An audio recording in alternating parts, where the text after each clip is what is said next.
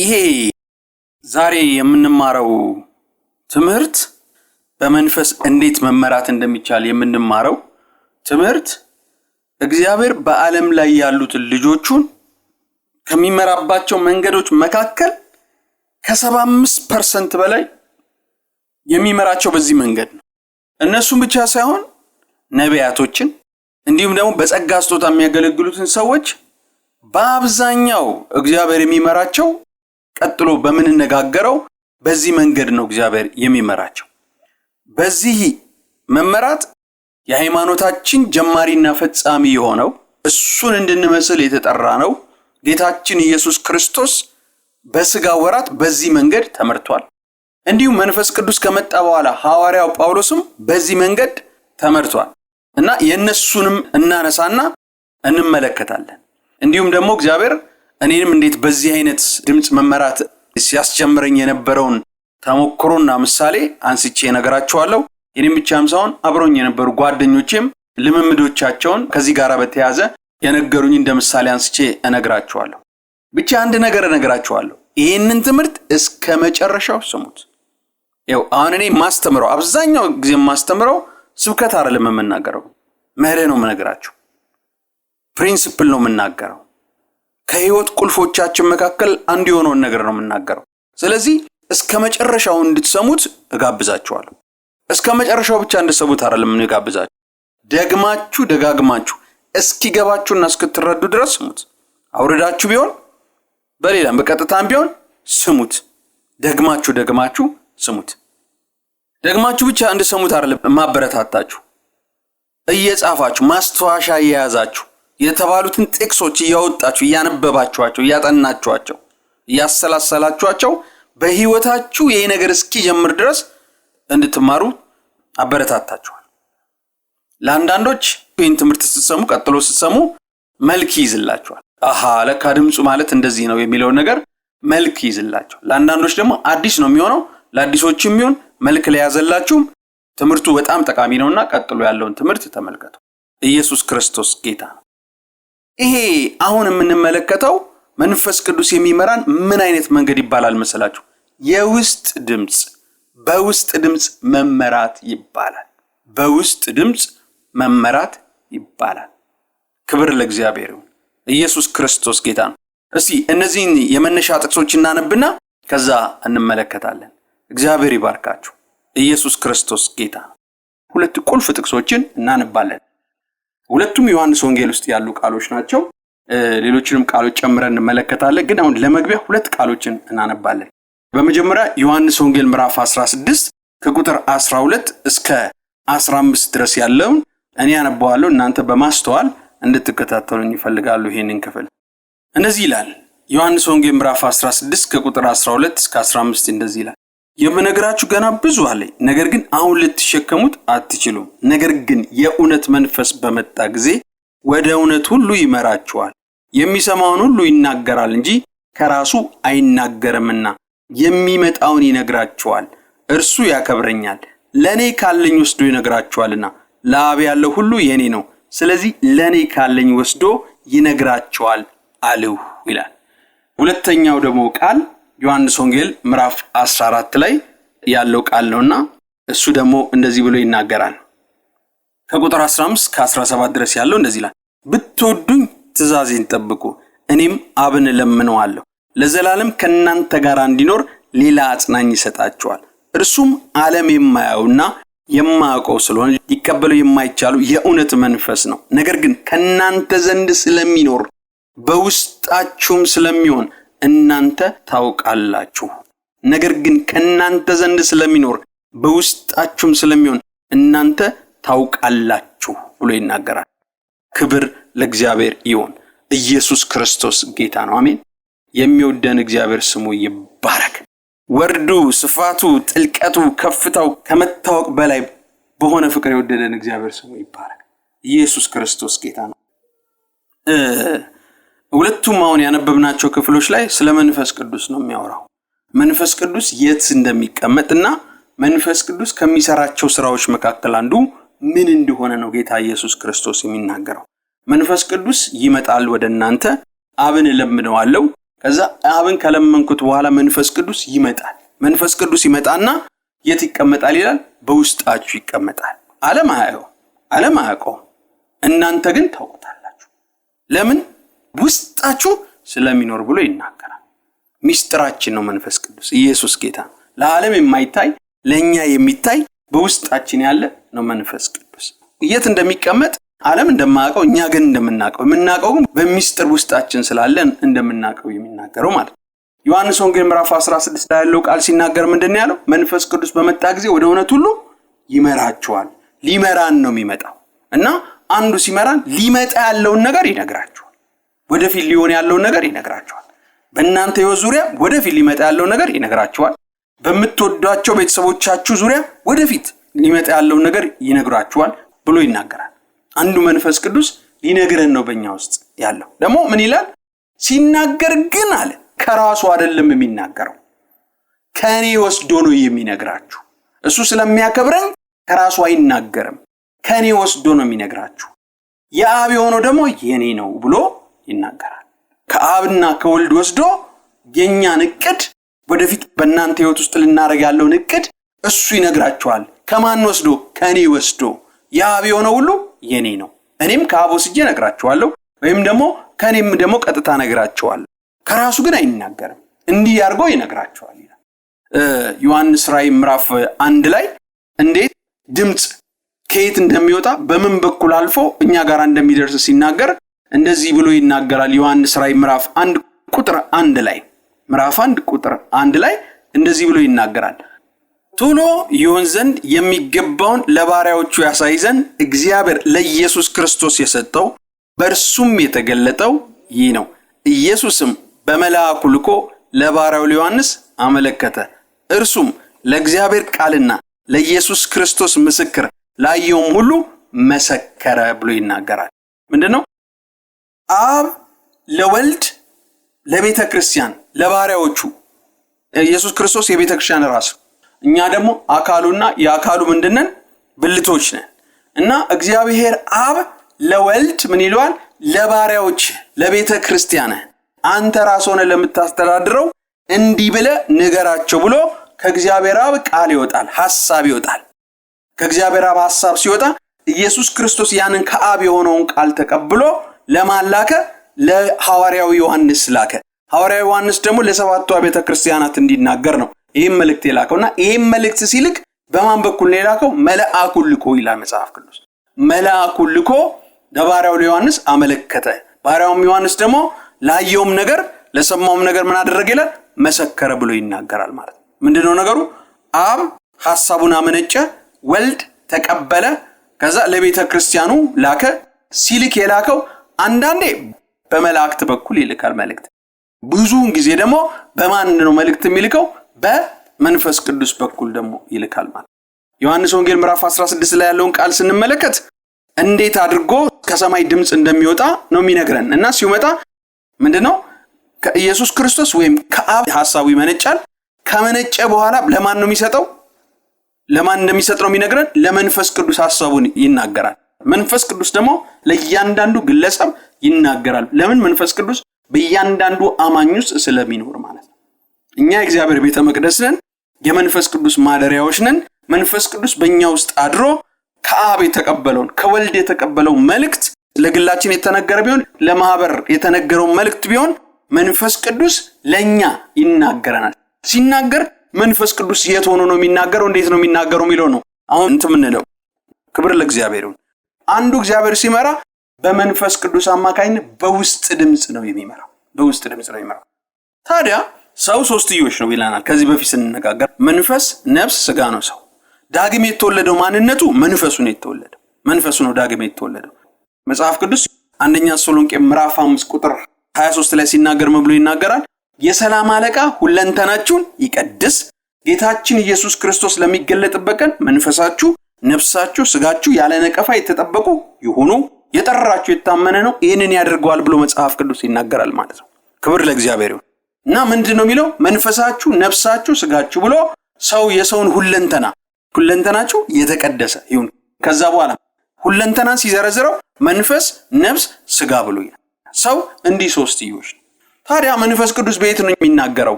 በስጋችን ነው የሚናገረን መንፈስ ቅዱስ? በነፍሳችን ነው የሚናገረን መንፈስ ቅዱስ? ወይስ በመንፈሳችን ነው የሚናገረን መንፈስ ቅዱስ? ይኸውላችሁ እግዚአብሔር መንፈስ ነው። ዳግም የተወለደው ማንነታችን ደግሞ መንፈስ ነው። ከሶስቱ ከነፍስ ከስጋና ከመንፈሳችን ዳግም የተወለደው እግዚአብሔርን ፍጹም የሚመስለው የእግዚአብሔር አይነት ባህሪ ያለው መንፈሳችን እና መንፈስ ቅዱስም መንፈስ ነው፣ ስጋና አጥንት የለውም። ይሄ መንፈስ የሆነው ጌታ 100% ተመችቶት የሚኖረው በምን ውስጥ ነው? በመንፈሳችን ውስጥ ነው ያለው። መንፈስ ቅዱስ በውስጣችን ያለው ከውስጣችንም ደግሞ ተመችቶት የሚኖርበት ቦታ ውስጣችን ውስጥ ያለው መንፈሳችን ላይ ነው የሚኖረው። መንፈሳችን ስጋና አጥንት የለውም። ከስጋችን ተለይቶ ብናየው ደመና ሊመስል ይችላል፣ ወይ ደግሞ የሆነ ነጭ ቅርጽ ያለው ነገር ሊመስል ይችላል። ግን የማይጨበጥ የማይያዝ ግን አይኖች ያሉት ጆሮ ያለው አፍ ያለው እግር ያለው እጅ ያለው የሰው ቅርጽ ያለው ነው መንፈሳችን ራሱ ማለት ነው። እና ያ መንፈስ ውስጣችን ነው ያለው። መንፈስ ቅዱስ የሚያድረው በዛ መንፈሳችን ውስጥ ነው። በዚህ ምሳሌ ልንገራችሁ። የብሉይ ኪዳኑ ቤተ መቅደስ 3 ክፍሎች አሉት። አደባባይ የሚባል ቤተ መቅደሱ ማለት ነው። ከዛ ቅዱሳን የሚባል፣ ሶስተኛ ደግሞ ቅድስተ ቅዱሳን የሚባል ማለት ነው። ያ ቤተ መቅደስ የአዲስ ኪዳኑ ቤተ መቅደስ ምሳሌ ነው። እግዚአብሔር የብሉይ ኪዳን ቤተ መቅደሱን ሲሰራ እንደዚህ አድርጎ ነው የሰራው። አደባባይ ያለው ቅዱሳን የሚባል አለው፣ እንደ ደግሞ ቅድስተ ቅዱሳን የሚባል አለ። እና የመጨረሻው መሃል ላይ ያለችው ቤት ናት ታቦቱ የሚቀመጥባት እና እሱ ቅድስተ ቅዱሳን ይባላል ማለት ነው። እዛ ውስጥ ታቦቱ አለ። እግዚአብሔር በታቦቱ መካከል ባሉት በሁለቱ ክሩቤሎች መካከል ላይ ነው። ታቦቱ ላይ ክሩቤል መላእክቶች ተሰርተዋል በግልጽ ማለት እዛ ላይ ነው እግዚአብሔር የሚያርፈው። ከዛ ሙሴን ሲናገረው ከዛ ውስጥ ሆኖ ነበር የሚናገር። ካህናቶችንም ሲናገር ከዛ ነው ድምጹን የሚሰሙት። ቅድስተ ቅዱሳን ውስጥ አይገቡም። የእግዚአብሔር መኖሪያ ብቻ ነው ቅድስተ ቅዱሳን። ልክ ወደ አዲስ ኪዳን ስናመጣው ደግሞ አደባባያችን በምሳሌ ማለት ስጋችን ነው። ከዛ ቅዱስ የሚባለው ደግሞ ቦታ ነፍሳችን ነው። ቅዱሰ ቅዱሳን የሚባለው ቦታ ደግሞ መንፈሳችን ነው። ምሳሌያዊ አገላለጥ እንዲገባችሁ ውስጥ ነው። አሁን መንፈስ ቅዱስ ውስጣችን መንፈሳችን ላይ ነው መንፈስ ቅዱስ ያለው። መንፈሳችን ቅዱስ ነው። ቅዱስ ብቻ ሳይሆን መጽሐፍ ቅዱስ ፍጹም ይለዋል። ፐርፌክት እንከን የሌለበትና ፍጹም ነው መንፈሳችን። ጻድቅ ኃጢአትን ማድረግ የማይፈልግ ለማድረግም ቅንጣት የሚያክል ፍላጎት የሌለው መንፈስ ቅዱስ እዚህ ውስጥ ነው የሚቀመጠው። ቅዱሱ መንፈስ ቅዱስ አይደል የሚባለው? መንፈስ ቅዱስ የሚለውን ስንገለብጠውና ስናወር ቅዱሱ መንፈስ ማለት ነው። ይሄ ቅዱሱ መንፈስ ቅዱስ በሆነው አካላችን ውስጥ ነው የሚያርፈው። ያም ቅዱስ የሆነው አካላችን መንፈሳችን ነው። እዛ መንፈስ ውስጥ መንፈስ ቅዱስ ያድራል። ከዛ ሲናገር ታዲያ መንፈስ ቅዱስ ከዛ ውስጥ ሆኖ ነው የሚናገረው። መንፈሳችን ላይ ቁጭ ብሎ ከመንፈሳችን ላይ ለመንፈሳችን ነው የሚናገረው።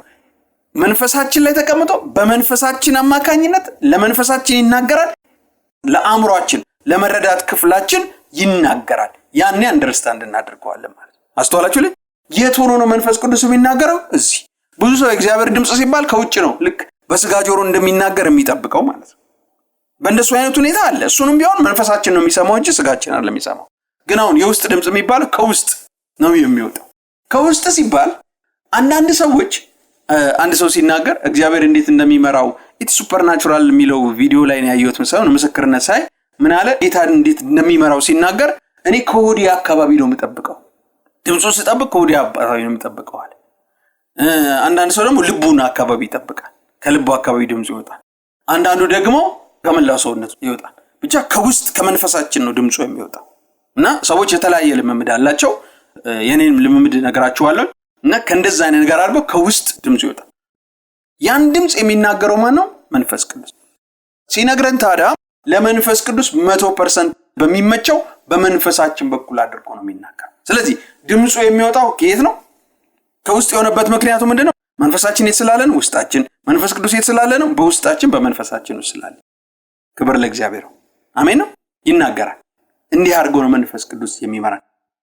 እሺ አንድ ቃል እንመልከት። ሮሜ ምዕራፍ 8 ላይ ሄዱልኝ 14 እስከ 16 ያለውን እስቲ።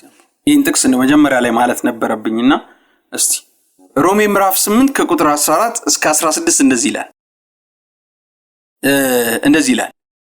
በእግዚአብሔር መንፈስ የሚመሩ ሁሉ እነዚህ የእግዚአብሔር ልጆች ናቸውና አባት ብለን የምንጮህበትን የልጅነት መንፈስ ተቀበላችሁ እንጂ እንደገና ለፍርሃት የባርነት መንፈስ አልተቀበላችሁምና የእግዚአብሔር ልጆች መሆናችንን ያ መንፈስ ራሱ ከመንፈሳችን ጋር ምን ያደርጋል ይላል? ይመሰክራል። ያ መንፈስ ራሱ ከመንፈሳችን ጋር ይመሰክራል። የእግዚአብሔር ልጆች ምንድናቸው አለ መለያቸው? በእግዚአብሔር መንፈስ የሚመሩ። በእግዚአብሔር መንፈስ የሚመሩ እነሱ የእግዚአብሔር ልጆች ናቸው። የእግዚአብሔር ልጆች መሆናችን አንዱ ማረጋገጫው በመንፈስ ውስጥ እንደምንመራ። ለምን? ልጆች በሆኑት ውስጥ ነው መንፈስ ቅዱስ የሚያድረው እንጂ በማንም ላይ መንፈስ ቅዱስ አያድርም። እና አንዱ መንፈስ ቅዱስ በእኛ ውስጥ ሆኖ ለመንፈሳችን ምን ብሎ ይመሰክራል? የእግዚአብሔር ልጆች እንደሆነን ይመሰክራል። ብሬና አንዱ መንፈስ ቅዱስ በእኛ ውስጥ የሚሰራው እንደሆነ ታውቃላችሁ። እግዚአብሔር ግን እኔን አያውቀኝም ምናምን ስትሉ ውስጣችሁ የእግዚአብሔር ልጅ እንደሆነ ይመሰክራል። በጣም በተደጋጋሚ ይመሰክራል። እንዴት አድርገው ነው የሚመሰክረው ይላል? በመንፈሳችን በኩል ነው። ድምፁ በመሬት ነው የሚመጣው ይላል መልእክቱ። በመንፈሳችን መንፈሱ ለመንፈሳችን ይመሰክራል። መንፈስ ቅዱስ በመንፈሳችን ይናገራል። ልክ ልጅነታችንን መንፈስ ቅዱስ ለመንፈሳችን ለውስጠኛው ማንነታችን እንደሚመሰክረው በዛው በሚመሰክርበት ልጅነታችን በሚመሰክርበት በዛ መንገድ ያንኑ መንገድ ተጠቅሞ በወቅቱ የሚያስፈልገን መልእክት ይነግረናል። በወቅቱ ለጸለይንበት ሊሆን ይችላል፣ ለምናስበው ሐሳብ ሊሆን ይችላል። በወቅቱ የሚያስፈልገንን በዚህ መንገድ ይነግረናል። በየትኛው መንገድ? መንፈስ ቅዱስ ለመንፈሳችን የእግዚአብሔር ልጆች እንደሆንን በሚመሰክርበት በዛ በውስጣችን መንፈስ ድምፁን ማምጥቶ ይናገረናል። ለጠየቅነው ጥያቄ፣ ለምናስበው ሐሳብ እና እሱ ሊነግረን ለሚፈልገው ነገር በዛ መልኩ መንፈስ ቅዱስ ይነግረናል። ክብር ለእግዚአብሔር ይሁን። ኢየሱስ ክርስቶስ ጌታ ነው። እስቲ አንድ ጥቅስ ደግሞ እንመልከት። ዮሐንስ ወንጌል ምዕራፍ 7 ቁጥር 37 ምንድነው የሚለው? ዮሐንስ ወንጌል ምዕራፍ 7 ከቁጥር 37 እስከ 39 ድረስ ሲናገር እንደዚህ ብሎ ይናገራል። ከበዓሉም በኋለኛው ቀን ኢየሱስ ቆሞ ማንም የተጠማ ቢኖር ወደ እኔ ይምጣና ይጠጣ፣ በእኔ የሚያምን መጽሐፍ እንዳለ የሕይወት ውሃ ወንዝ ከሆዱ ይፈልቃል ብሎ ጮኸ። ይህ ግን በእርሱ የሚያምኑት ሊቀበሉ ስላላቸው ስለ መንፈስ ተናገረ። ኢየሱስ ገና ስላልከበረ መንፈስ ገና አልወረደም ነበርና ብሎ ይናገራልና ምን ይላል? ከሆዱ የሕይወት ውሃ ወንዝ ይፈልቃል ብሎ ጮኸ ብሎ ይናገራል። ይሄ የሚፈልቀው ወንዝ እንግሊዘኛው መጽሐፍ ሪቨርስ ነው ብሎ የሚናገረው። ሪቨርስ ወንዞች ብሎ ነው የሚናገረው። ከሆዱ የሕይወት ውሃ ወንዞች ይፈልቃል ብሎ ነው የሚናገረው። ከሆዳችን ውስጥ ነው የሚፈልቀው። ከዛ ውስጥ ሆኖ ይፈልቃል።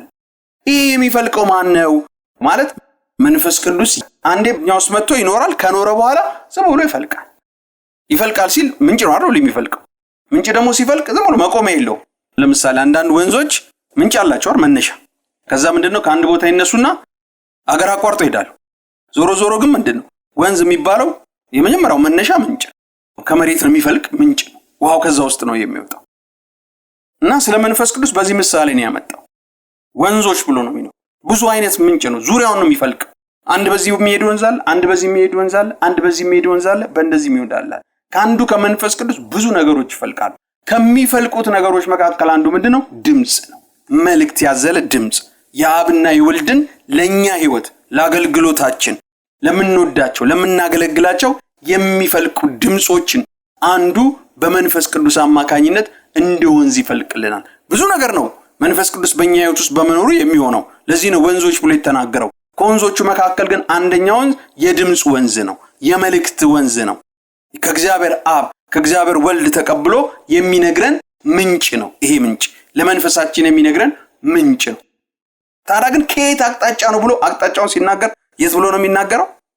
ሆድ ውስጥ ብሎ ይናገራል። እንግዲህ ከደረት በታች ሆድ ውስጠኛው መሆኑን ይነግራል። አቅጣጫ ያሳየናል። እንደዚህ አድርጎ ማለት ነው ከየት ቦታ እንደሚፈልቅ ይናገራል። ስለዚህ የውስጥ ድምጽ የሚባለው ነገር ይኸውላችሁ በህይወታችሁ ውስጥ መንፈስ ቅዱስ በጣም በብዙ ድምጽና መልእክቶች ሲመራችሁ የሚመራችሁ በውስጥ ድምጽ። በአብዛኛው የሚመራው በውስጥ ድምጽ ነው። ለምን? በውስጥ ስለተቀመጠ ነው። በውጭም የሚመራበት ሁኔታ አለና ኦዲብል ቮይስ የሚባል ከውጭ የምንሰማው ድምጽ አለ። እንደሱ የሚመጡ ድምጾች አሉ እና እሱኛው ምን አይነት ድምጽ ነው የሚለው ወደፊት የምንመለከተው አይነት ድምጽ ነው የሚሆነው። ግን የውስጥ ድምጽ የሚባለው እንዴት አይነት ድምጽ ነው?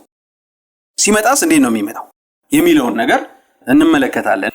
እግዚአብሔር በውስጥ ድምጽ ሲመራችሁ የተለያየ መንገዶችን ይጠቀማል። አንዳንዴ ውስጣችሁ ሸምድዳችሁ ያዛችሁት ወይም ውስጣችሁ የቀረውን ቃል ይጠቀማል፣ ጥቅሶች ይጠቀማል። አንዳንዴ መዝሙርን ይጠቀማል። እግዚአብሔር መዝሙሩ በውስጦቹ ይዘመራል። ግን መዝሙሩ ስንኙ መልእክት ነው፣ ትንቢታዊ መልእክት።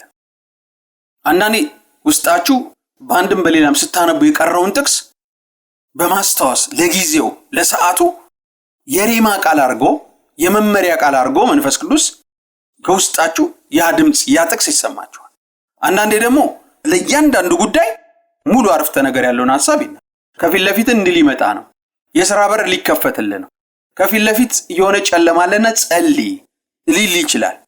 ስለ መንገዳችሁ ጸልዩ ሊል ይችላል። ከውስጣችሁ ድምጽ ማለት እና ሲናገር ድምጹ የሚመጣው ከውስጥ ነው የሚወጣው።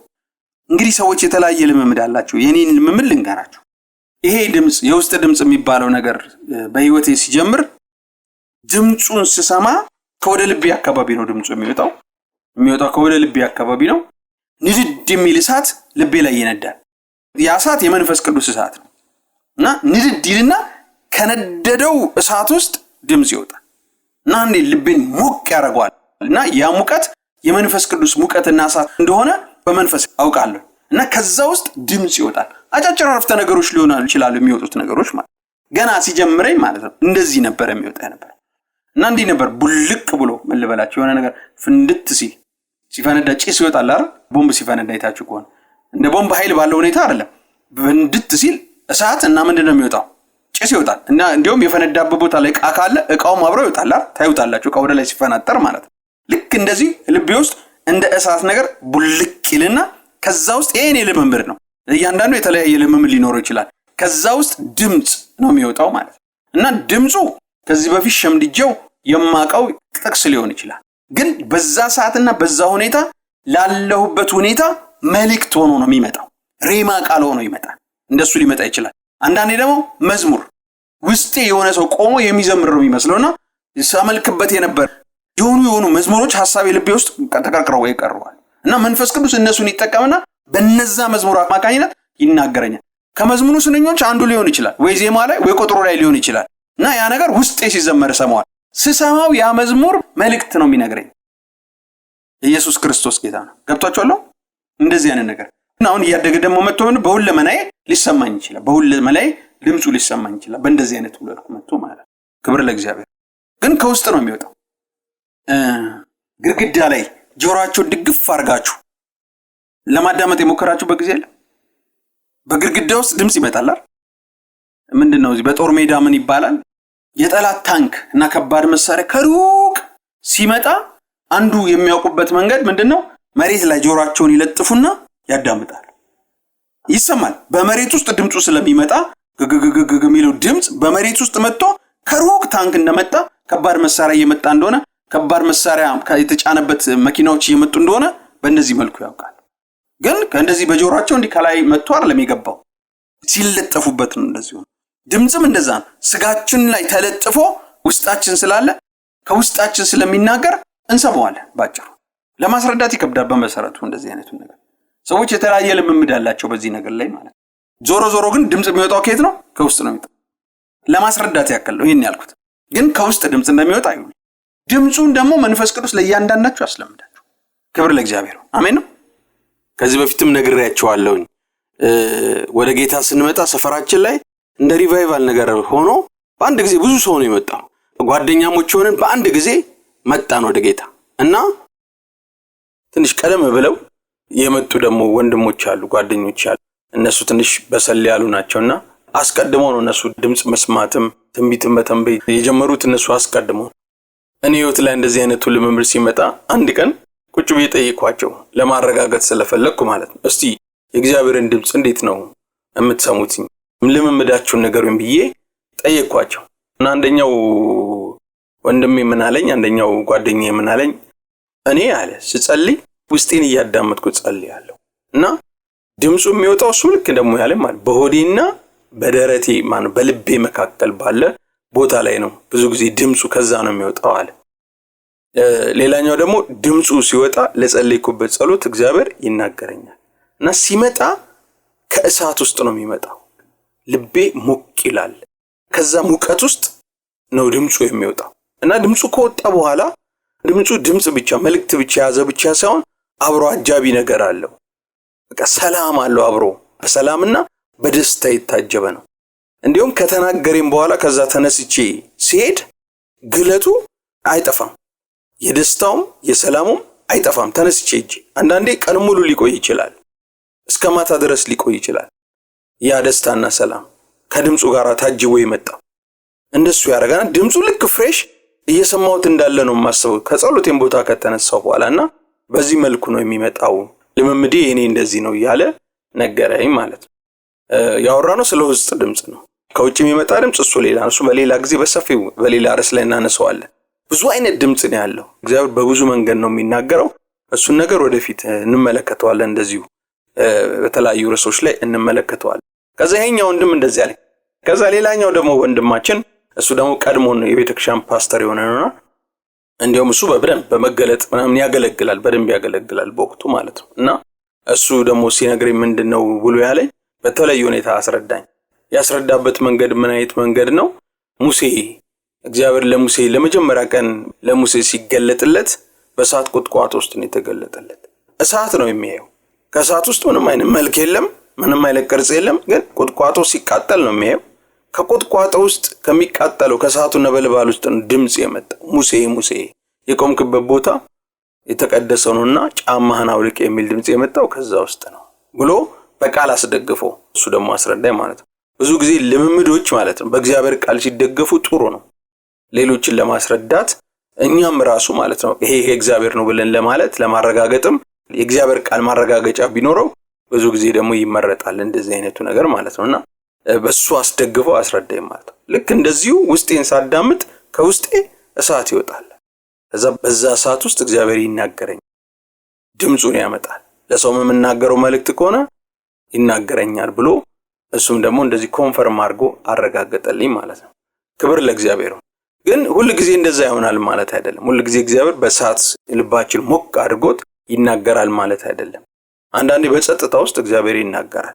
ጸጥ ባለ ሁኔታ ውስጥ የሚናገርበት ሁኔታ አለ።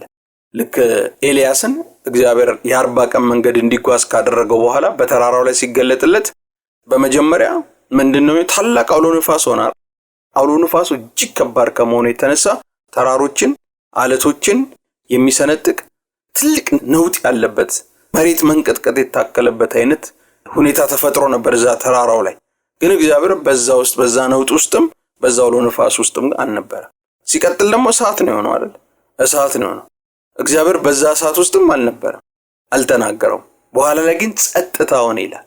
ከዛ በሹክሹክታ ድምጽ እግዚአብሔር ለኤልያስ እንደዚህ ብሎ ተናገረው ብሎ መጽሐፍ ቅዱስ ይናገራል። እና ሁሉ ጊዜ ልባችሁ በእሳት ይነዳል ማለት አይደለም።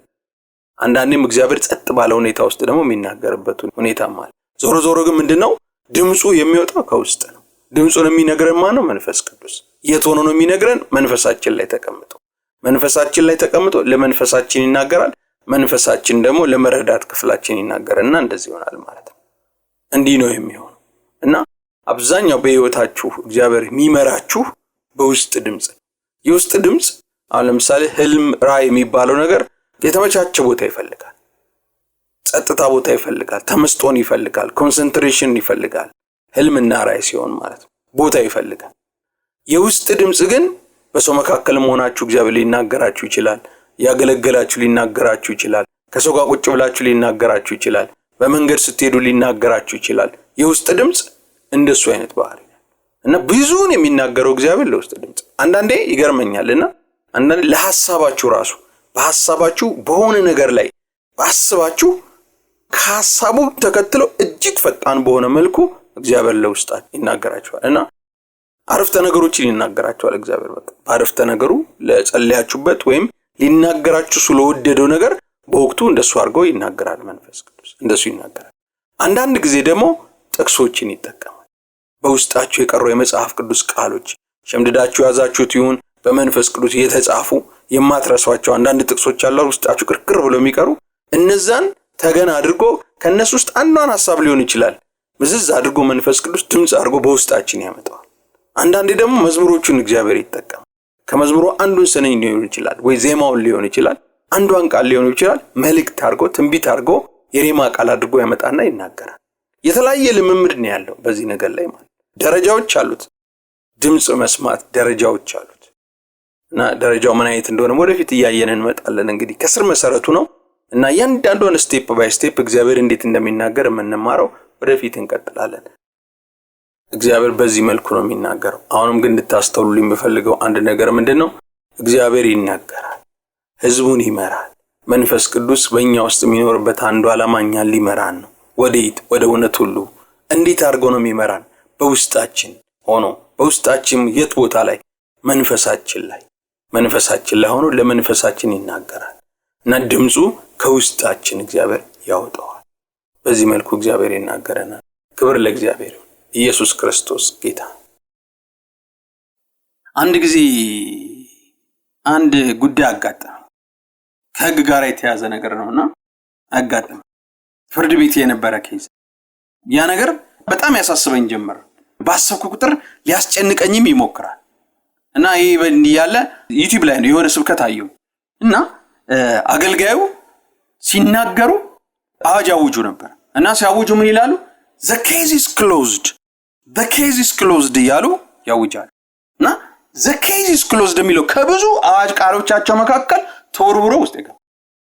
ከዛ በኋላ ማለት ከዛን ቀን ጀምሮ ነገሩ እስኪዘጋ ድረስ ስለዛ ጉዳይ ባሰብኩ ቁጥር ከውስጤ እንደ ድምጽ ሆኖ the case is closed እያለ ከውስጤ ይመጣ። ማለት ፋይሉ ተዘጋ፣ ጉዳዩ ተዘጋ እያለ ከውስጤ ይወጣ ነበር።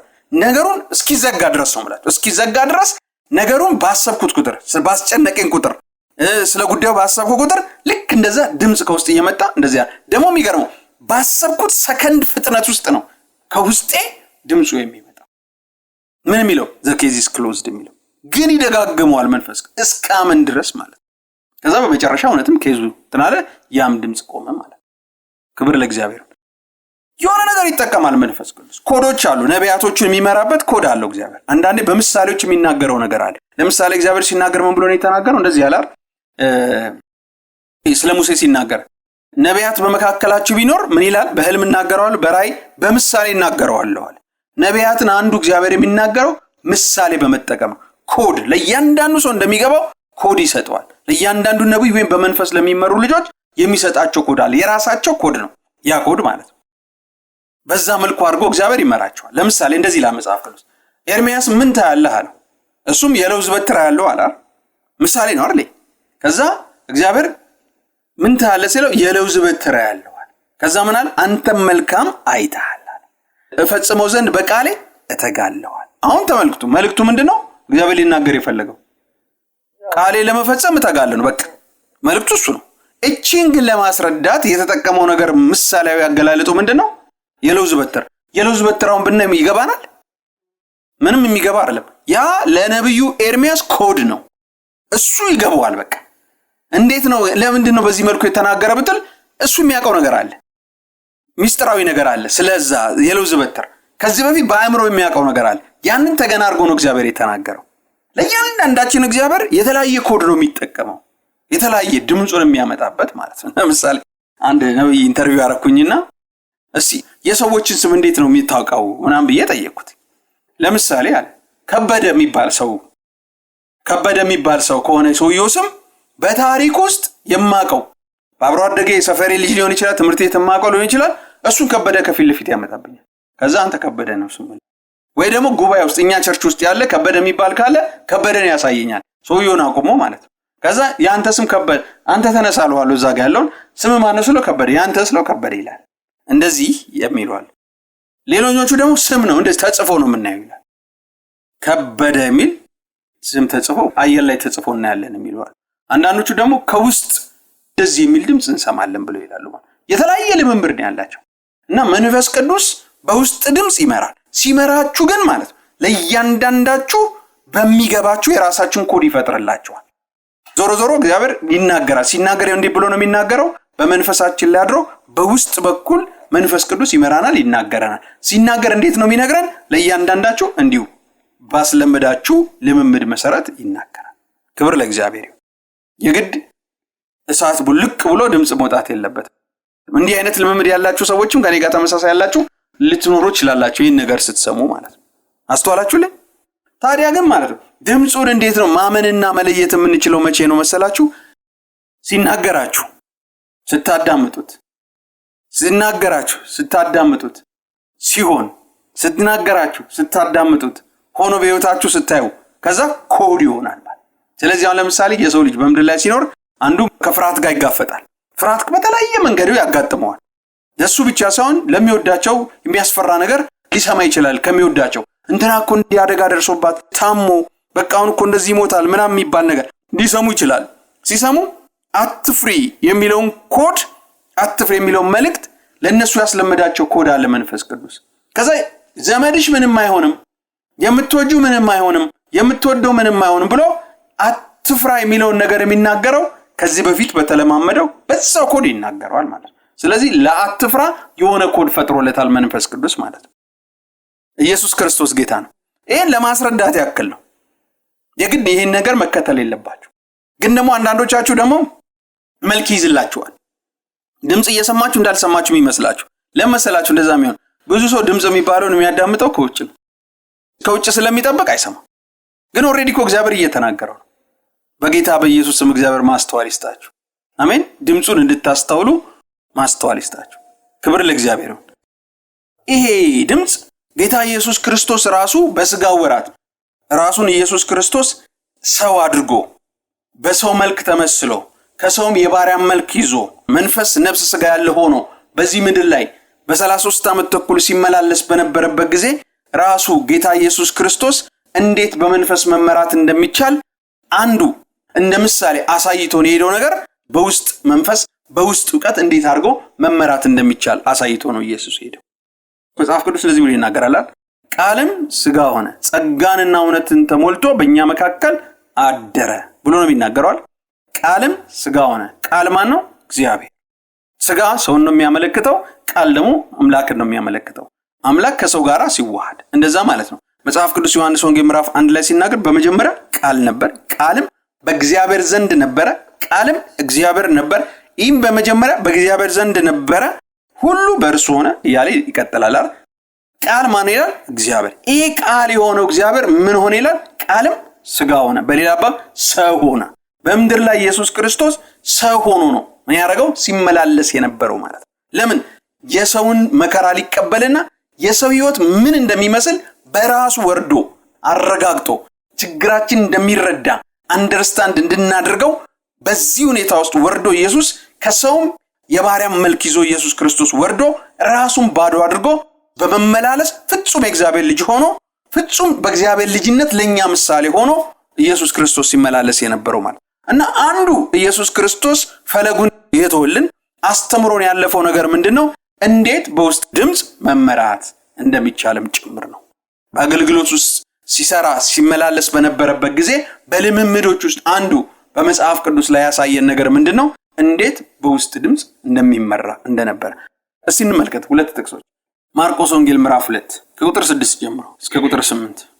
ማርቆስ ወንጌል ምዕራፍ 2 ላይ ቁጥር 8ን ብቻ ነው ስፔሻሊ የምፈልገው ከዚህ ሐሳብ ጋር የሚሄደውን ግን አንደርስታንድ እንድናደርገው ከ5 ቁጥር ጀምሮ ላንብበው። ኢየሱስም እምነታቸውን አይቶ ሽባውን አንተ ልጅ ኃጢአትህ ተሰረየችልህ አለው። ከጻፎቹም አንዳንዶቹ በዚያ ተቀምጠው ነበር። በልባቸውም ይህ ሰው ስለምን እንዲህ ያለ ስድብ ይናገራል? ከአንዱ ከእግዚአብሔር በቀር ኃጢአት ሊያሰረይ ማን ይችላል ብለው አሰቡ። ወዲያውም ኢየሱስ በልባቸው እንዲህ እንዳሰቡ በመንፈስ አውቆ እንዲህ አላቸው። በመንፈስ አውቆ እንዲህ አላቸው። ታሪኩን ታውቁታላችሁ። ያው በልባችሁ ይህን ስለምን ታስባላችሁ? ሽባውን ኃጢአት ተሰረየችልህ ከማለት ወይስ ተነሳና አልጋን ተሸክመህ ሂድ ከማለት ማናቸው ይቀላል? ነገር ግን ለሰው ልጅ በምድር ላይ ኃጢአትን ሊያሰረይ ስልጣን እንዳለው እንድታውቁ ሽባውን አንተ እልሃለሁ ተነሳና አልጋን ተሸክመህ ወደ ቤትህ ሂድ አለው። ቁጥር 8 ነው ስፔሻሊ የሚፈልገው። ኢየሱስ ክርስቶስ ወዲያውም ኢየሱስ በልባቸው እንዲህ እንዳሰቡ በመንፈስ አውቆ እንዲህ አላቸው ይላል። በመንፈስ አውቆ እንዲህ አላቸው ይላል። በልባቸው ነው ያሰቡት ይህንን ሐሳብ። እንዴ ኃጢአት ተሰረያለች እንዴት? ከአንዱ ከእግዚአብሔር በስተቀር ኃጢአት የሚያሰረይ ማንም የለም እያሉ በልባቸው ነው ይህን ሐሳብ ያሰቡ። የልባቸውን ሐሳብ ኢየሱስ አወቀ። እንዴት ነው ያወቀው ብትሉ በመንፈስ ነው ያወቀው። በመንፈሱ ነው ያወቀው ኢየሱስ ክርስቶስ። እና ይሄ በመንፈስ አወቀ የሚለው በመንፈስ ቅዱስ አይደለም። በመንፈስ ስሞል ኤስ ነው የሚጠቀመው ስፒሪት። ለመንፈስ ቅዱስ ሲሆን ካፒታል ኤስ ነው የሚጠቀመው። ለእግዚአብሔር ሲሆን ካፒታል ኤስ ነው የሚጠቀመው። ለሰው መንፈስ ሲጠቀም ደግሞ ስሞል ኤስ ነው የሚጠቀመው። እና ኢየሱስ በመንፈሱ ባለፈው በመንፈሱ አዘነ የሚል አይተናል። በመንፈሱ ታወቀ የሚል አይተናል። በመንፈስ ለመመራት እናወራ። ልክ ደግሞ መንፈሱ ያኛው ሌላ አይነት መመራት ነው። ይሄኛው ደግሞ መንፈሱ ያውቃል፣ ነገሮችን ያውቃል፣ መልእክት ሰጥቶታል መንፈሱ። ይሄ ደግሞ መንፈሱ የኢየሱስ መንፈስ የት ነው ያለው? በስጋው ራቱ ልክ እንደኛ ውስጡ ነው ያለው። በውስጡ አወቀ፣ በመንፈስ አወቀ። ምንድነው ያወቀው? ያሰቡትን ሐሳብ ነው ያወቀው። እንዴት እንዳሰቡ ከአንዱ ከእግዚአብሔር በስተቀር ኃጢአት የሚያሰሪ ማን ነው ብለው ሲሉ በመንፈስ አወቀ። ከዛ ለዛ መልስ ነው የሰጣቸው፣ ለዛ መልስ ነው የተናገራቸው። ምንድነው ያላቸው? አልጋህን ተሸክመህ ሂድ ከማለትና ኃጢአት ትሰረያለሽ ከማለት የትኛው ይቀላል እላችኋለሁ። ግን ማለት የሰው ልጅ ኃጢአትን ማሰረይ እንደሚችል እንድታውቁ እልሃለሁ። አንተ ሽባ ተነሳና አልጋህን ተሸክመህ ወደ ቤት ሂድ አለው ማለት። አልተናገሩም በአንደበታቸው፣ በውስጣቸው ነው ያሰቡት። የልባቸውን ሐሳብ ግን ሙሉ አረፍተ ነገሩን አወቀው፣ ሙሉ ሐሳቡን አወቀው። ከዛ ለዛ ፊት የሚያደርግ መልስ መለሰ። በምን መንገድ ነው ይሄ የውስጥ ምስጢራዊ ንግግር፣ ምስጢራዊ ዕውቀት በምን መንገድ ነው የታወቀው ስትሉ፣ የታወቀበት መንገዱ በምንድን ነው? ኢየሱስ ክርስቶስ በመንፈስ ነው ያነበባቸው። በመንፈሱ በውስጠኛው በሰው ማንነቱ በሆነው በመንፈሱ ነው ይህን ያወቀው። ደጋግሜ የምናገረው ነገር አለ። ኢየሱስ በስጋ ወራት ያረጋቸው ነገሮች ሁሉ በሁሉን ቻይነቱ፣ በሁሉን አዋቂነቱ፣ በአንድ ጊዜ በሁሉ ስፍራ በመገኘቱ፣ በሁሉ ፈጣሪነቱ ችሎታ አይደለም ያረገው። በመቀባት ማንነቱ፣ ለሰው በሚሰጥ ችሎታ ማንነቱ ነው ያንን ነገር እንደዛ ያደረገው። ለምንድን ነው እንደዛ የሆነው? እግዚአብሔር ለኛ ምሳሌ እንዲሆን፣ ልጁ ለኛ ምሳሌ እንዲሆን፣ የሱን ህይወት በምድር ላይ ስንኖር የሱን ምሳሌ ተከትለን እንድንኖር ስለፈለገ ነው። እንደ ሰው ተመላልሶ እንደ ሰው እንዴት ፐርፌክትሊ በአባቱ ፊት መመላለስ እንደሚቻል፣ እንደ ሰው እንዴት በአባቱ ፊት ፐርፌክት የሆነ አገልግሎት ማገልገል እንደሚቻል ሊያሳየን ነው በዚህ መንገድ ኢየሱስ ክርስቶስ ሲጓዝ የነበረውና ይመራ ነበረ በመንፈስ ቅዱስ። ኢየሱስ መንፈስ ቅዱስን ተሞልቷል። መንፈስ ቅዱስ አንዱ ሲመራው የነበረው በመንፈስ ውስጥ ሆኖ ነበር ሲመራ የነበረው ማለት። ኢየሱስ ክርስቶስ ጌታ አሜን ነው። የቅድሙ ደግሞ ያነበብነው ዮሐንስ ወንጌል 6:61 ላይ ደግሞ ያለው ቃል ምን ብሎ ነው የሚናገረው? ዮሐንስ ወንጌል ምዕራፍ 6 ቁጥር 61 ደግሞ ያለው ቃል እንደዚህ ብሎ ይናገራል። ኢየሱስ ግን ደቀ መዛሙርቱ ስለዚህ እንዳንጎራገሩ በልቡ አውቆ አላቸው፣ ይህ ያሰናክላችኋልን? እንግዲህ የሰው ልጅ አስቀድሞ ወደ ነበረበት ሲመጣ ብታዩ እንዴት ይሆናል? ሕይወትን የሚሰጥ መንፈስ ነው፣ ሥጋ ግን ምንም አይጠቅምም። እኔ ነገርኳችሁ ቃል መንፈስ ነው ሕይወትም ነው አላቸው። ቁጥር 61 ልድገመው፣ እንደዚህ ይላል። ኢየሱስ ግን ደቀ መዛሙርቱ ስለዚህ እንዳንጎራጎሩ በምን አወቀ ይላል? በልቡ አውቆ አላቸው፣ ይህ ያሰናክላችኋልን አላቸው። በልቡ አውቆ ይላል። ልብ የት ነው ያለው? በውስጣችን። በልቡ በውስጡ ነው ያወቀው። ያ ዕውቀት የወጣው፣ ያ ድምጽ የወጣው፣ ያ ሐሳብ የወጣው፣ ያ ምስጢራዊውን ነገር አንብቦ ያወጣው መንፈሱ ነው። በየት በኩል ነው ግን የወጣው መልእክቱ? በልቡ አውቆ አይደለም የሚለው፣ በውስጡ አውቆ። ማርቆስ ወንጌል ምዕራፍ 2 ላይ በመንፈሱ አውቆ አለ። ይሄኛው ደግሞ በልቡ አውቆ ብሎ ይናገረን ማለት ነው። አንዳንድ ትርጉሞች ልብንና መንፈስን ያመሳስሉታል። አንዳንድ የመጽሐፍ ቅዱስ ትርጉሞች ያመሳስሉታል። ዞሮ ዞሮ ግን ጌታ ኢየሱስ ክርስቶስ በምሳሌነቱ እንዴት በመንፈስ በእሱ መንፈስ እንዴት እንደምንመራ፣ በመንፈስ ቅዱስ እንዴት እንደምንመራ፣ በአባታችን መንፈስ በአብ መንፈስ እንዴት እንደምንመራ መንገዱንም ሊያሳየን ስለፈለገ ነው። ድምፁ፣ መልእክቱ፣ መረዳቱ የሚወጣ የነበረው ከውስጡ ነበር። ታላቅ መለኮታዊ እጅግ የሚጮህ ድምፅ ከውጭ መጥቶ አይደለም የሰማው። ይሄኛው መልእክት ጌታ ኢየሱስ ክርስቶስ ተረድቶ ሲናገርና ማስተካከያ ሲያደርግ ከውስጡ ነው። ይሄ መረዳትና ዕውቀት የመጣለት ከውስጥ ከመንፈሱ ከውስጥ ከልብ ውስጥ ነው ይሄ ነገር የመጣው ማለት። ዮሐንስ ወንጌል 7:37 ከሆድ ይላል። እንደገና ደግሞ የዮሐንስ ወንጌል አሁን ያየነው ደግሞ 6:61 ደግሞ ምን ብሎ ይናገራል? ከልብ ብሎ ይነግረናል።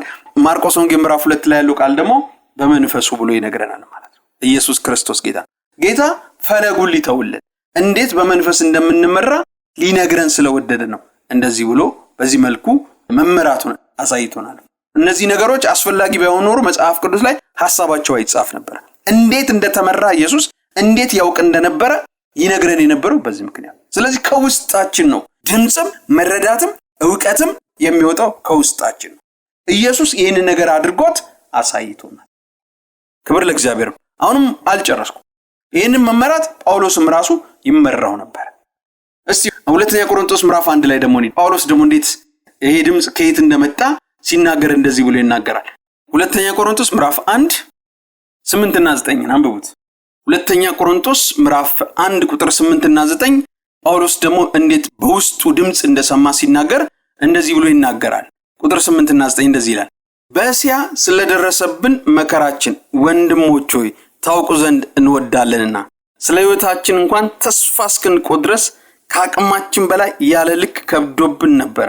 አዎን ሙታንም በሚያስነሳ በእግዚአብሔር እንጂ በራሳችን እንዳንታመን እኛ ራሳችን የሞትን ፍርድ በውስጣችን ሰምተን ነበር ይላል። ምን ይላል? ቁጥር 9 በተለይ አዎን ሙታንም በሚያስነሳ በእግዚአብሔር እንጂ በራሳችን እንዳንታመን እኛ ራሳችን የሞትን ፍርድ በውስጣችን ሰምተን ነበር ብሎ ይናገራል። የሞትን ፍርድ ሰምተን ነበር ይላል። አሁን ተመል በውስጣችን ነው የሚለው የሞት ፍርድ ሰምተን ነበር ብሎ ይላል። አሁን ይሄ ድምጽ ከተስፋ መቁረጥ የመጣ ሐሳብ አይደለም፣ ድምጽ ነው። ድምጽ ብሎ ነው የሚናገረው። ሐሳብ ቢሆን ኖሮ ኦኬ በአእምሮ የተቀነባበረ የነፍሱ የስጋው ተስፋ መቁረጥ ወይም ደግሞ በቃ በአእምሮ ዕውቀት እውነትም ካሉበት መከራ ተነስተው ባዩት ነገር ላይ ተንተርሰው ተስፋ መቁረጥ ሐሳብ ሊጠነሰስ ይችላል አእምሮአቸው። ግን እዚህ አሁን እየነገረን ያለው ጳውሎስ ምንድነው?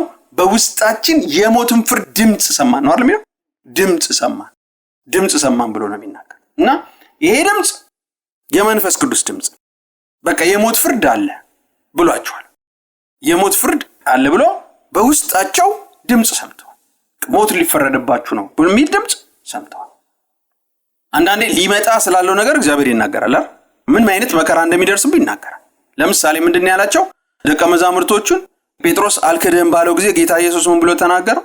ስምዖን ስምዖን ሰይጣን እንደ ስንዴ ሊያበጥራችሁ ለመነ፣ እኔ እምነት እንዳይጠፋ ስላንተ ማለድኩ፣ በተመለስኩ ጊዜ ወንድሞችን አጽና ብሎ ተናገረው። እና ምን አለው? የሚደርስባቸውን ችግር ተናገረ። ሊመጣ ያለውን ችግር ተናገረ። መንፈስ ቅዱስ አንዱ ሊመጣ ያለውን ይነግራችኋል ነው አይደል የሚለው? እዚያውን የሞት ፍርድ ሊፈረድባችሁ ነው የሚል ድምጽ ነው ያመጣው። ድምጹ ደግሞ የመንፈስ ቅዱስ ድምጽ ነው። ሐሳብ አይደለም። ተስፋ የመቁረጥ ሐሳብ አይደለም። ከሚያዩት ነገር ላቀረባብሮ አይምሯቸው የነገራቸው ነገር አለ። ድምጽ ነው የሰሙት። እግዚአብሔር እንዲህ ይናገራል። ከዛ ግን የሚናገርበት ምክንያቱ ምንድነው? መከራው እንዲበላን ሳይሆን መከራውን መቀልበስ የሚቻልበት ሁኔታ ውስጥ እንድንገባ፣ እንድንተጋ፣ እንድንጸልይ። ለደቀ መዛሙርቶቹም ሲነግራቸው ሰይጣን እንደ ስንዴ ሊያበጥራችሁ ለምነዋል እና ምንድነው ይሄን ለማጥፋት እኔ ማልጃለሁ፣ እናንተም ደግሞ በጸሎት ምን አድርጉ አለ? ወደ ፈተና እንዳትገቡ ትጉ አላቸው። እነሱ ግን ተኙ አይደል? ከዛ ፈተናው መጣባቸው። ጌታ ስለማለደ ተመለሱ እንጂ ባክ አድርገው ሁሉ ሊቀሩ ይችሉ ነበር። የተመለሱት ጌታ አስቀድሞ ስለማለደላቸው። ምልጃ አስገራሚ ነገር ነው። ግን ምንድነው? ታቅዶ ነበር። አንዳንድ ሰዎች እንደዚህ ይመስላቸው ሁሉ ጊዜ እግዚአብሔር ሲናገር ይሳካላል፣ ይከናወንላል፣ ተጠራምሳል ብቻ የሚናገር ይመስላቸው። አይደለም። ሊመጣ ያለውን አይደለም የሚለው መጽሐፍ ቅዱስ። አንዳንዴ የእግዚአብሔር ዕቅድ ያለበት ሊመጣ ያለውን ነገር ሊናገር ይችላል። አንዳንዴ ደግሞ የሰይጣን ዕቅድ ሊሆን ይችላል። ያንንም ጭምር ነው መንፈስ ቅዱስ የሚናገር። ወደፊት በህይወታችን በቤተሰባችን ሊመጣ ያለውን ነገር ይናገራል። ለሐዋርያቶች ለጳውሎስ የተናገረው እንደዛ ነው። በውስጣችን የሞት ፍርድ ድምጽ ሰምተናል። ይሄ በቃ ሊፈረድባችሁ ነው ተብለዋል። ግን ነገሩ ተቀልብሷል። ክብር ለእግዚአብሔር ይሁን። የሞት ፍርድ እንዳለ በደንብ አድርገው አስተውሏል። ግን እግዚአብሔር ቀልብሶላቸው እንዴት ነው የቀለበሰው ብትሉ ብዙ አብያተ ክርስቲያኖች ይጸልዩላቸው ነበር። ክፍሉን ስትመለከቱት እንደዛ ነው አይደል የሚለው። ብዙ ጊዜ ጸሎት እቅዶችን ያፈርሳል። የዲያብሎስን እቅድ ያፈርሳል። የታቀዱ ነገሮችን ያፈርሳል። የሚያስፈራ ነገር በህልማችሁ አይታችሁ ያያችሁት ነገር ከመንፈስ ቅዱስ እንደሆነ ከተረዳችሁ ማድረግ የሚገባችሁ ነገር አንዱ ምንድነው? መጸለይ ነው። እና እግዚአብሔር አንድ ነገር ማስተማር ፈልጓል። ቁጥር 9 ላይ እንደዚህ ይላል፣ ሙታንን በሚያስነሳ በእግዚአብሔር እንጂ በራሳችን እንዳንታመን ይላል። ወንጌልን ስንሰራ ብዙ የሞት አደጋዎች ሊያጋጥሙን ይችላል። ግን ጌታ ካላለ በስተቀር እንደማንሞት ያንን ነገር ሊያስገነዘብ፣ ሞት እንኳን ቢመጣ በትንሣኤ ሊያስነሳን እንደሚችል፣ የሞትን ኃይል ሊያፈርስ እንደሚችል፣ ከተሰነዘረ ሰይፍ ሊያድነን እንደሚችል፣ ከመጨረሻ ተስፋ ከሚያስቆርጥ ነገር ሊያድነን እንደሚችል ሊያስተምረን እንዲህ ሆነ ብሎ ይናገራል። እና ግን ትሞታላችሁ የሚል ምን ሰምተው ነበር? በውስጣቸው ድምጽ ሰምተው ነበር። የሞት ድምጽ ነው። ይሄ ድምጽ ከማንም ማለት ከመንፈስ ቅዱስ። እንዴት አድርገው ነው ግን መንፈስ ቅዱስ ይሄን የሞት ድምጽ የገለበጠው ብትሉ ብዙ አብያተ ክርስቲያናት ስለነሱም እንዲያረጉ እንዲጸልዩ አድርጎ አነሳስተው። ጸሎት እንዲህ ያደርጋል። ይሄን ደግሞ ሐዋርያት ሥራ ላይ በሐዋርያው ጴጥሮስ ሕይወት ላይ ተፈጽሟል አይደል? ሄሮድስ ያዕቆብን ገደለው አይደል? አይሁድን ደስ እንዳሰኘ አየና ጴጥሮስን ለመግደል ያዘው አይደል? ከዛ ምንድነው ያለ? ጧት ሲነጋ ሊገለው ሊያርደው በዚህ ዝግጅት ውስጥ ያለ በአብያተ ክርስቲያን ዘንድ ስለ ጴጥሮስ ምን ይደረግ ነበር? አጥብቆ ጸሎት ይደረግ ነበር። ያ ጸሎት የሞትን ኃይል ገለበጠው። የጸሎት ኃይል በጣም በጣም በጣም በጣም ትልቅ ነገር ነው የሚሰራው። ክብር ለእግዚአብሔር። ጸሎት ተአምር ነው የሚሰራው። ስለ ጸሎት ገባው ስለ ድምጽ እያስተማርኩ ማለት ነው። ላብራራ ፈልጌ ነው። ይሄኛው በውስጣችን የሞትን ድምጽ ሰምተን ነበር፣ የሞትን ፍርድ ድምጽ ሰምተን ነበር የሚለው ቃል ዝም ብሎ ይሄ ተስፋ ከመቁረጥ የመነጨ ሐሳብ እንዳልሆነ ድምጽ እንደሆነ የመንፈስ ቅዱስ ድምጽ እንደሆነ እንድትገነዘቡልኝ ነው። ግን ወደ ትምህርታችን ስንመለስ ከየት ነው ድምጽ የወጣው የሚለው ጳውሎስ? ከውስጣችን። ምን አይነት ድምጽ ነው ድምጽ የወጣው? የሞት ፍርድ፣ ሞት ተፈርዶባቸዋል ወይም ሊፈረድባቸው ነው የሚል ድምጽ ነው የሰሙት። ከዛ በጣም ተስፋ ቆርጣ ግን እግዚአብሔር አዳናቸው። እንዴት አድርጎ አዳናቸው? ቅዱሳንን በማስነሳት እንዲጸልዩ በማድረግ ከዚህ ሞት አዳናቸው። ወደ ትምህርታችንና ወደ ርዕሳችን ግን ስንመለስ ያኛው እንደ ቦነስ ወሰዱት። አሁን ወጣ ብለን ስለ ጸሎት ያወራነው እንደ ቦነስ ተጠቀሙበት። ግን ዋናው እዚህ ጋራው ምንድነው? ድምጽ ከየት እንደሚወጣ እንድትገነዘቡ። ጳውሎስ በዚህ ምሪት ተመርቷል። ክብር ለእግዚአብሔር። ግልጽ ነው አይደል? ስለዚህ እስካሁን ያየነው ነገር ምንድነው? መንፈስ ቅዱስ ከሰማይ ወደ ምድር ከወረደባቸው ምክንያቶች አንዱ ምንድነው? እኛ ወደ እውነት ሁሉ ሊመራን። በእኛ ውስጥ የሚኖርበት አንዱ ዓላማ ምንድነው? ወደ እውነት ሁሉ ሊመራን፣ ይመጣ ያለውን ነገር ሊነግረን፣ ስለኛ ጉዳይ፣ ስለምንወዳቸው ሰዎች፣ ከአገልግሎታችን በታች ስላሉ ሊሆን ይችላል። በአጠቃላይ ለነሱ ሸክም ላለን ሰዎች ሁሉ እግዚአብሔር በዚህ መልኩ ይናገራል። ሲናገር ታዲያ መንፈስ ቅዱስ የት ሆኖ ነው የሚነግረን? ድምጹን የሚናገረው በውስጥ በመንፈሳችን ውስጥ ሆኖ ነው የሚነግረን። ውስጥ የሚባለው የት አካባቢ እንደሆነ ነው የሚናገረን? አንዳንዴ ከልብ ይላል፣ አንዳንዴ ደግሞ ከሆድ ይላል ማለት። ስለዚህ ሆድና አንዳንድ ሰዎች በልምምዳቸው ውስጣችሁን አዳምጡ ሲባል ወዴት ነው የምታዳምጡት? ወደ ጭንቅላታችሁ ነው የምታዳምጡት? ወደ ልባችሁ ነው የምታዳምጡት? ወይስ ደግሞ ወደ ሆዳችሁ ነው የምታዳምጡት? ወደ ውስጣችሁ። በውስጥ ከመንፈስ ስለሚወጣ እንደዚህ ነው። ስፔሻሊ ምንድነው ከልብና ከሆድ አካባቢ ላይ እንደዚህ አይነት ነገር መጠበቅ። ብዙ ጊዜ ድምጽ ሲወጣም ከዛ ነው የሚወጣው ማለት ነው። ክብር ለእግዚአብሔር። እግዚአብሔር በዚህ መልኩ ይመራል ማለት ነው። እሺ ምሳሌ ልንገራችሁና ልጨርስ። አንድ ጊዜ ወደ ጌታ የመጣው ሰሞን ነውና ገና አዲስ በሆንኩበት ሰዓትና ብቻ ግን ከበደኝ ክርስትና። የሆነ መከራም ደግሞ አሳለፍኩኝ። ትንሽም ስደትም ነገር አጋጥማኝ ነበር። ትንሽዬ ስደትና ብቻ ከበደኝና በቃ እኔ ጌታም በመከራ ውስጥ ሳልፍ ዝም ብሎኛል። በቃ ለምን እኔ አልመለስም ወደ ዓለም አልመለስም ብዬ ማሰብ ጀመርኩ። እና ሳስብ ደግሞ ይብሬን ነው ያሰብኩት። የሚገርመው ቃላል የጨከነ ብዬ በዚህ ሐሳብ ውስጥ እያለሁ በጣም ቆርጬ በቃ ከነገ ጀምሮ እተዋለሁ። ደግሞ ከነገ ጀምሮ እተዋለሁ ነው ያልኩትና መሄድ ቸርች አቆማለሁ። እግዚአብሔር ምለውን አቆማለሁ። ምክንያቱም አላየኝ ምናምን ብዬ ልክ በዚህ ሐሳብ ውስጥ እያለሁ ማታ ላይ ምን ሆነ መሰላችሁ? ሮሜ ምዕራፍ 8 ላይ ያለው ቃል ከጌታ ፍቅር ምን ይለየናል የምትለው ዋርድ መከራ ነው፣ ስደት ነው፣ ረሃብ ነው፣ ቸነፈር ነው የሚለው ያ ልዩ ፍጥረት ነው የሚለው ያ ቃል ማለት ሌሊቱን ሙሉ ከውስጥ ይወጣ ነበር ድምጹ። በተገላበጥኩ ቁጥር አይምሮዬ በነቃ ቁጥር እንዲሁም ያ ድምጽ ደግሞ በሚገርመው ከግሬም ጭምር ነው የሚወጣው። ከግሬ ጀምሮ እስከ ራስ ጸጉሬ ድረስ ድምጹ በውስጤ ያስተጋባ ነበር፣ ይወጣ ነበር ድምጹ። እና ምንድነው የሚለን? ከጌታ ፍቅር ምን ይለየናል? ከጌታ ፍቅር ምን ይለየናል የሚለው ጥቅስ በቃ ከተኛበት ጀምሮ ጧት እስከሚነጋ ድረስ ማለት ከእንቅልፌ እስክነሳ ድረስ ሌሊቱን ሙሉ በተገላበጥኩ ቁጥር ይሄ ድምጽ ከውስጤ እንደዚህ ይወጣ ነበር። ከዛ ባክ እንዳላደርግ በእግዚአብሔር ቤት እንድጸና ያደረገኝ ነገር ምንድነው ብትሉ ያ ድምጽ ነው። መጽሐፍ ቅዱስ በክርስቶስ ከናንተ ጋራ የሚያጸናን ይላል መጽሐፍ ቅዱስ። አንድ ወደሱ ከመጡ ሰዎች ከጁ እንዳያመልጡ ያደርጋል። የሚያጸናው አንዳንዱ በእነዚህ አይነት መንገዱ ነው። ወደኔ መጣውን ከቶ ወደ ውጭ አላወጣም ብሏል። ወደ ውጭ እንድንወጣ የሚገፋፋን መከራዎች ሊያጋጥሙን ይችላል። ሲያጋጥሙን ግን እንዳንጠፋ አንዱ መንፈስ ቅዱስ የሚያደርገው ነገር ምንድን ያጸናናል። እና በምን አጸናኝ ብትሉ በዛ ድምጽ ያጸና።